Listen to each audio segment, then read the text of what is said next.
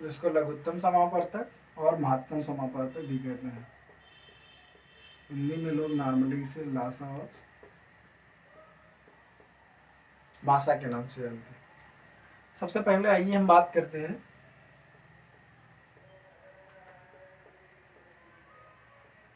लघुत्तम समापवर्तक। इसको इंग्लिश में बोलते हैं एलसीएम या लीस्ट कॉमन मल्टीपल। लघुत्तम समापवर्तक दो या दो से अधिक जितनी भी संख्याएं हैं उन संख्याओं को अपने आप में समाहित करने वाली एक संख्या होती है। जैसे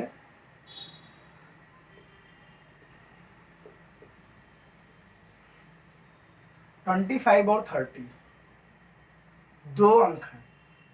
इन दोनों अंकों में इनका अगर हम लघुत्तम समापवर्तक अगर हमें पता करना हो तो एक ऐसी संख्या के रूप में देंगे कि जो 25 से भी पूर्णतः विभाजित हो और 30 से भी पूर्णतः विभाजित हो। तो इसके दो नियम हैं। सबसे पहला जो है कि हम इसे गुणनखंड के रूप में करें,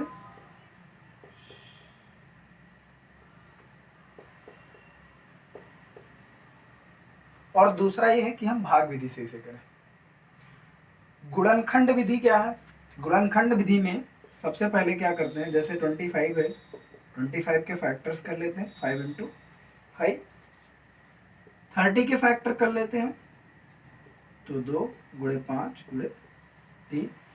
फैक्टर का मतलब ये है कि हम यहाँ पे उनके प्राइम फैक्टर करेंगे। प्राइम फैक्टर से मतलब ये है 2, 5, 3 ये सारे क्या है, हमने लास्ट में पढ़ा था अभाज्य संख्या है। अभाज्य कर लेंगे। अभाज्य से हमें पता चल जाएगा कि इससे छोटे इनके गुणनखंड करना इससे संभव नहीं है। तो यहाँ पर हम देख लेंगे सबसे पहले कौन कौन सी संख्या यहाँ पर कॉमन है। तो यहाँ पर देख रहे हैं कि ये 5 कॉमन है, इसके अलावा कोई भी संख्या कॉमन नहीं है। तो सबसे पहले 5 को 1 टाइम लिख लेते हैं जो कॉमन है। इसके बाद ऊपर एक 5 बचा, 2 बचा और 3 बचा। इसको मल्टीप्लाई कर लेते हैं। 5 25, 25 दूना 50, 50 3 150, यानी कि 150 क्या है, 25 और 30 का जो लासा है वो क्या है, 150 है।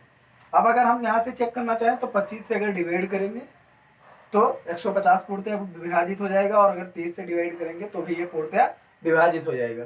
लेकिन 25 और 30 से विभाजित होने वाला 150 जो है वो सबसे छोटा मल्टीपल है, इसीलिए यहाँ पे कहा गया लीस्ट। मतलब 150 से छोटा कोई भी ऐसी संख्या हम प्राप्त नहीं कर सकते जो 25 और 30 दोनों से पूर्णतः विभाज्य हो। तो इसको क्या कहते हैं हम, एलसीएम कहते हैं या लीस्ट कॉमन मल्टीपल कहते हैं। इसके बाद अगर हम गुणनखंड विधि से इसे ना करें, अगर हम भाग विधि से इसे करना हो तो भाग विधि से कैसे करेंगे, आइए देखते हैं। तो सबसे पहले 25 कामा 30 करके ऐसे लिख लेते हैं, और इसके बाद में इनके कॉमन फैक्टर से इसे मल्टीप्लाई डिवाइड करते हैं।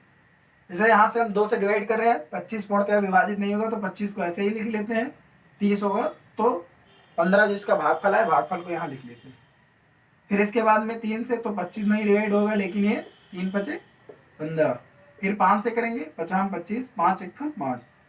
फिर 5 से करेंगे, 1 1 आ गया। जैसे यहाँ पर हमें 1 1 आ जाएगा फिर हम इसको ऐसे ही छोड़ देंगे, और जो यहाँ पे नंबर्स हैं 2 × 3 × 5 × 5 इसको मल्टीप्लाई कर लेंगे। कितना आया, 2 3 6, 6 पंचे 30, 30 पंचे 150।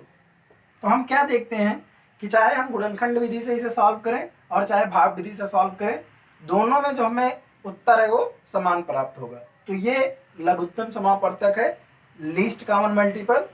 इसको कैसे ज्ञात करेंगे, इसके लिए हमने 2 विधियां बताई। सबसे पहले क्या है, गुणनखंड विधि। गुणनखंड विधि में क्या करेंगे कि जो भी संख्याएं दी हुई हैं उनके फैक्टर्स करेंगे। उन फैक्टर्स में जो चीज़ें कॉमन दे रखी हैं उन कॉमन चीज़ों को पहले लिख लेंगे, और जो शेष अंक रहेंगे उसके अभाज्य उनको भी हम बाद में मल्टीप्लाई कर लेंगे, और मल्टीप्लाई करने पे जो ओवरऑल आएगा वो हमारा आंसर हो जाएगा। लेकिन जब हम भाग विधि की बात करते हैं तो भाग विधि में 2 या 2 से जितनी भी ये संख्याएं होंगी सभी को एक साथ लिखते हैं और उनके कॉमन मल्टीपल्स ढूंढते हैं और जिनसे ये डिवाइड होती जाती है, और जब लास्ट में हमें 1 1 प्राप्त हो जाता है, लास्ट में 1 आ जाता है, तो फिर जो संख्याएं हमें मिलती है उनको हम गुणा कर लेते हैं, गुणा करके हमारा आंसर प्राप्त हो जाता है। तो ये हमारा लघुत्तम समापवर्तक हो गया। अब लघुत्तम समापवर्तक के बाद में हम लोग बात करेंगे महत्तम समापवर्तक की बात।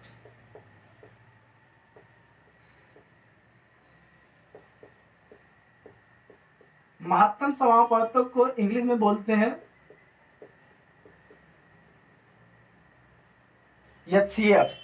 महत्तम समापवर्तक में क्या होता है, ये कुछ नहीं है, बहुत ही इजी थिंग्स है, इसमें कोई बहुत बड़ा वो नहीं है। बस इसमें थोड़ा सा अंतर आ जाता है कि अगर 2 या 2 से अगर अधिक कोई भी संख्याएं हैं उनके बीच में जो कॉमन नंबर होगा, कॉमन मतलब जो दोनों में पाया जाए, वो इनका क्या होगा, HCF होगा, हाईएस्ट कॉमन फैक्टर इसको बोलते हैं। लिखना चाहें तो लिख लें, हाईएस्ट कॉमन फैक्टर। आइए हम वही जो हमारे पास पहला जो उदाहरण था उसी को हम लेते हैं। यहां भी 2 तरीके हैं, एक तो गुणनखंड विधि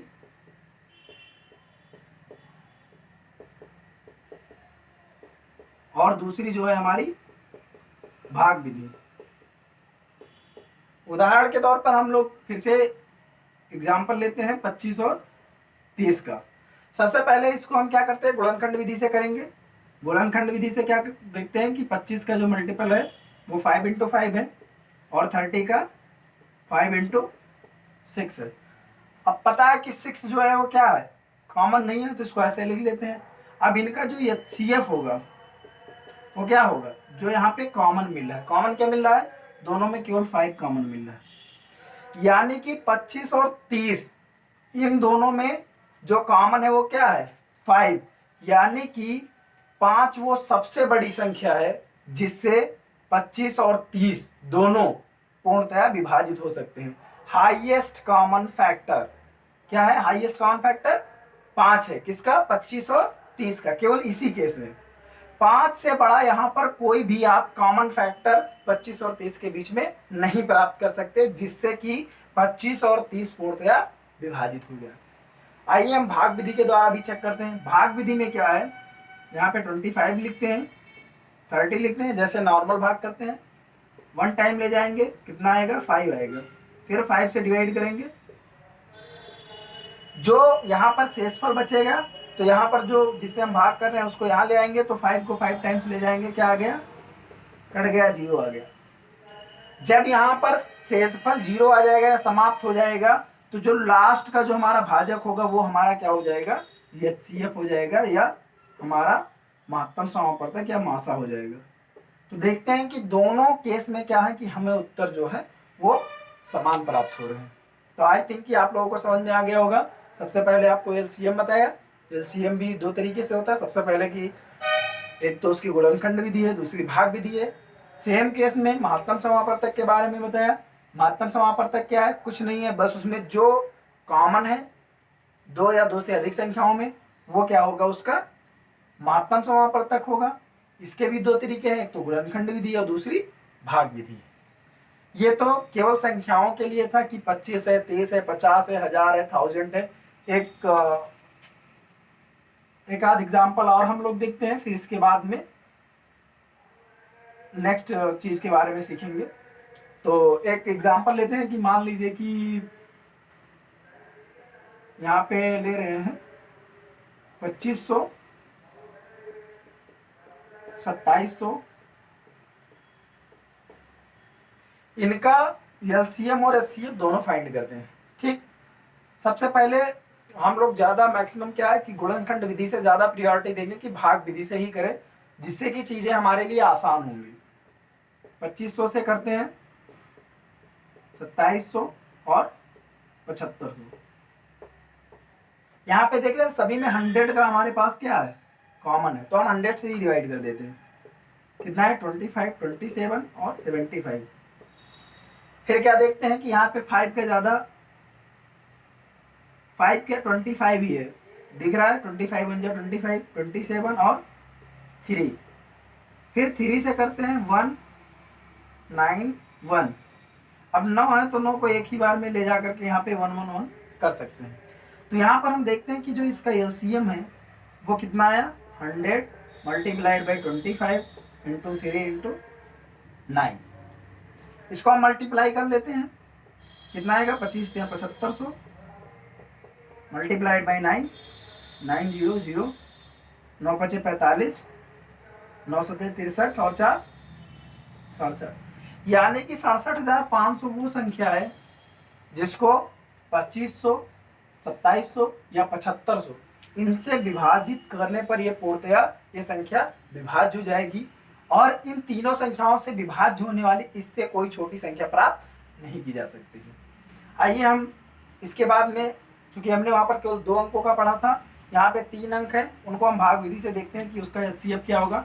सबसे पहले हम 2500 लेते हैं, हम भाग यहाँ पर मुख्यतया उस संख्या से करेंगे जो सबसे छोटी होगी। सबसे छोटी क्या है 2500, किसको करेंगे जो सेकंड लार्जेस्ट होगी। 1 टाइम लेके जाते हैं 2500 आता है 0 0 2 आएगा 200 आया, फिर से 2500 को करेंगे 1 टाइम जाएगा 200, फिर यहाँ से 50 उधर के आया 2 टाइम्स ले जाएंगे 400, कितना आया 100 और यहाँ पे 200, 2 टाइम्स ले जाएंगे 200, क्या हुआ कैंसिल हो गए, कितना आया यहाँ पे 100 आया।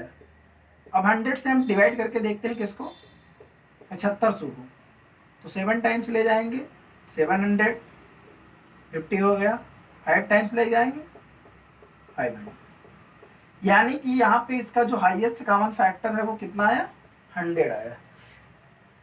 तो जब हम एलसीएम और एचसीएफ फाइंड करते हैं तो हमें ये प्राप्त होता है कि ये जो है ये हाईएस्ट कॉमन फैक्टर है जो इन तीनों अंकों के मध्य कॉमन है और ये लीस्ट कॉमन मल्टीपल है जो इन 3 संख्याओं से विभाजित है।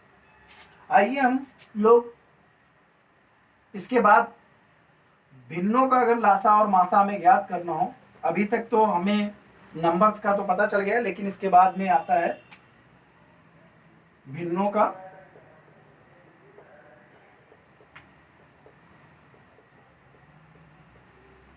लासा। देखिए जब हम भिन्नों का लासा निकालेंगे तो हमें पता है भिन्न में क्या होता है अंश अपान हर, ये क्या होता है एक भिन्न होती है। भिन्नों का जब हम लासा निकालेंगे तो जब लासा निकालेंगे तो अंशों का लासा निकालेंगे। क्या निकालेंगे, जब हम लासा निकालेंगे तो अंशों का लासा निकालेंगे और हरों का मासा निकालेंगे। सेम केस में अगर हम भिन्नों का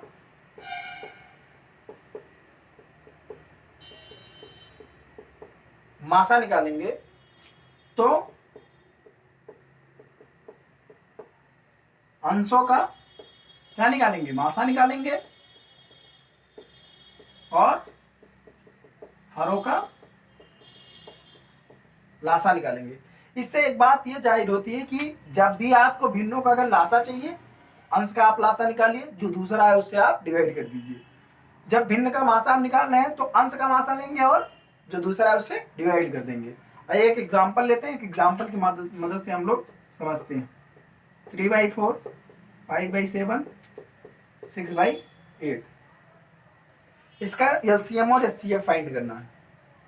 तो सबसे पहले इसका हम एलसीएम निकालेंगे, तो इसका एलसीएम क्या हो जाएगा अंशों का लासा 3 5 6, इनका एलसीएम क्या होगा 3 से ले जाएंगे 1 टाइम 5, 3 2 जा तो 5 आएगा, फिर 2 आएगा, तो 3 5 15 दूना 30, 30 इसका क्या हो गया लासा हो गया। इसके बाद 4 7 और 8 इनका हम मासा ज्ञात करेंगे। अब 4 7 और 8 में हम देख रहे हैं कि कुछ भी कॉमन नहीं है, कुछ कॉमन नहीं है, 1 कॉमन है, तो मासा क्या हो गया 1, तो इसका एलसीएम कितना आया 30 आया। सेकंड केस हम देखते हैं एचसीएफ का। अब क्या करेंगे अंशों का मासा निकालेंगे, देखिए यहाँ पर हमने हरों का मासा निकाला था 1, यहाँ पे हरों का मासा निकाला था वो 1 है, यहाँ पे अंशों का मासा निकलेगा। तो अब पहले यहाँ पर हम चेक करेंगे कि 3 5 6 इसमें कुछ कॉमन है, देखो कुछ कॉमन लग रहा है, तीनों में कुछ नहीं कॉमन है, तो इसका मासा कितना हो जाएगा 1। लेकिन 4 7 और 8 इसका हमें लासा निकालना पड़ेगा, क्यों? क्योंकि जो संख्याएं कॉमन नहीं होती उन्हें भी हमें मल्टीप्लाई करना पड़ता है। 4 से ले जाएंगे, 4 1 जा 4, 7 4 2 जा 8। अब यहाँ पे देख रहे हैं प्राइम नंबर है तो डायरेक्ट मल्टीप्लाई कर सकते हैं।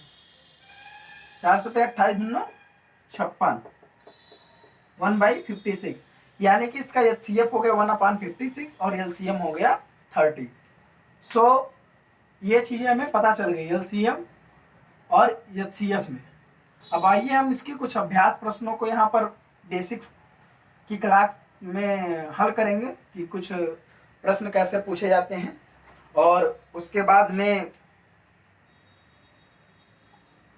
अगर कोई भी क्वेरी होगी तो बता दी जाएगी। तो सबसे पहले हम लोग कुछ क्वेश्चन को सॉल्व करते हैं। सबसे पहला जो हमारा प्रश्न है,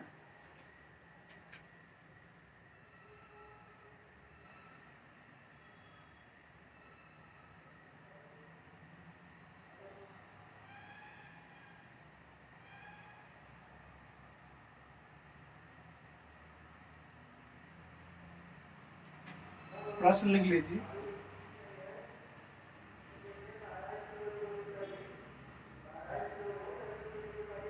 दो संख्याओं का मासा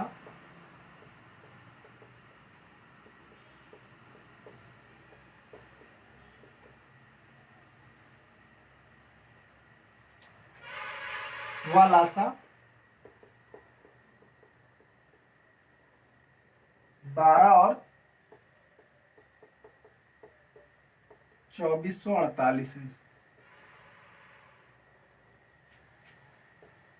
यदि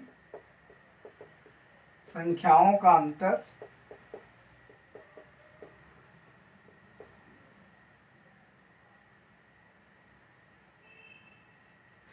60 है तो संख्याओं का योग होगा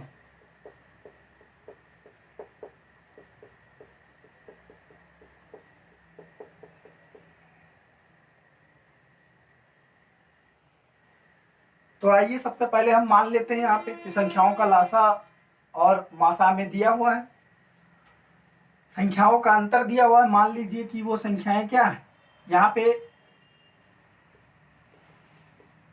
मासा कितना दे रखा है 12, तो मान लीजिए संख्याएं, पहली संख्या 12x और दूसरी संख्या 12y। 12x और 12y क्यों लिख रहे हैं? क्योंकि हमें पता है मासा क्या है, दोनों में कॉमन है, तो ये 12x हो गया और ये 12y हो गया। और उनका जो एलसीएम है वो कितना आ रहा है 2448 आ रहा है, यानी कि x इंटू वाई कितना आएगा 2448 को अगर हम क्या करें डिवाइड कर दे किससे 12 से, 12 दूनी 24 और 12 चौक 48, तो x इंटू वाई आ गया। फिर क्या कह रहा है संख्याओं का अंतर 60 है, तो संख्याओं का अंतर संख्याएं क्या है 12x और 12y, तो 12x माइनस 12y क्या है 60 है, तो x माइनस वाई क्या है 5 है। यहाँ से क्या हो जाएगा x माइनस वाई इंटू 12 बराबर 60, तो x माइनस वाई बराबर 60/12, 12 एकदम 12 पंचे 60। x माइनस वाई का मान आ गया 5, तो यहाँ से हम निकालेंगे x प्लस वाई का whole square. x plus y का होल स्क्वायर निकालने से पहले x माइनस वाई का होल स्क्वायर होता है x square plus y square minus 2xy, तो यहाँ से x square plus y square निकाल लेंगे, ये हो जाएगा 25, तो x square plus y square और प्लस यहाँ पे एक्स वाई कितना था 204 था, तो ये कितना हो जाएगा 2 से मल्टीप्लाई करेंगे, 2 दूनी 4 और 2 चौकों 8, इसको ऐड कर देंगे तो यहाँ से x square plus y square आ जाएगा, 8 5 13 3 433। 433 क्या आ गया हमारा, x square plus y square. तो इसके बाद में हम एक्स प्लस वाई हमें फाइंड करना है।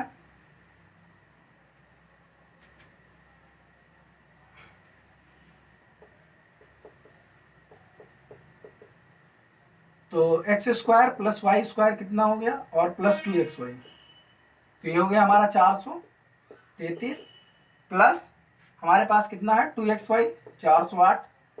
इसको हम ऐड कर देते हैं, 8 3 11 और 3 1 4 और 4 4 8। तो x प्लस वाई का होल स्क्वायर।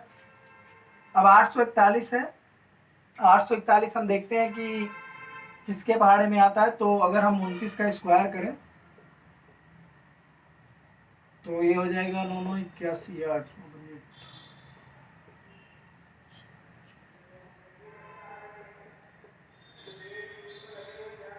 841, यानी कि x प्लस वाई का होल स्क्वायर क्या हो जाएगा 29 का स्क्वायर। तो x प्लस वाई कितना आ जाएगा 29, यानी कि हमें पता चल गया कि x प्लस वाई का मान कितना हो गया 29। लेकिन वो कह रहा है संख्याओं का योग क्या है, क्योंकि हमें पता है संख्याएं क्या है 12x और 12y। तो इसलिए यहाँ पे संख्याएं क्या होंगी 12x प्लस वाई। तो 29 में हम क्या करेंगे 12 का गुणा कर देंगे। तो 12 9 108, 8 10 आया, 12 दूना 24 और 10 34, यानी कि जो हमारा सही उत्तर होगा वो कितना आ जाएगा 348। इसके बाद में एक क्वेश्चन और हम लोग देखते हैं, जो इससे पहले प्रीवियस ईयर में पूछा गया है।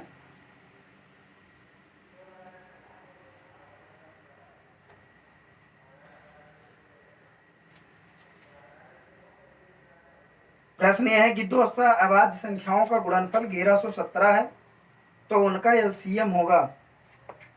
तो 1117 एक संख्या है और सहअभाज्य है। तो अगर x और y दोनों सहअभाज्य है, हमने लास्ट क्लास में कॉन्सेप्ट बताया था कि अगर ये दोनों संख्याएं सहअभाज्य हैं तो इनका जो कॉमन फैक्टर है, कॉमन फैक्टर वो क्या होगा 1 होगा। यानी कि इनके बीच में कॉमन क्या है, केवल संख्या 1 है।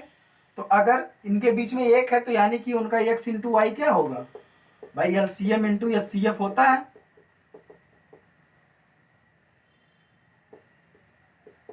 तो यहाँ पे कितना है 1117 और 1 से मल्टीप्लाई कर देंगे तो ये क्या हो जाएगा 1117। तो ये भी एक काफी सरल क्वेश्चन था।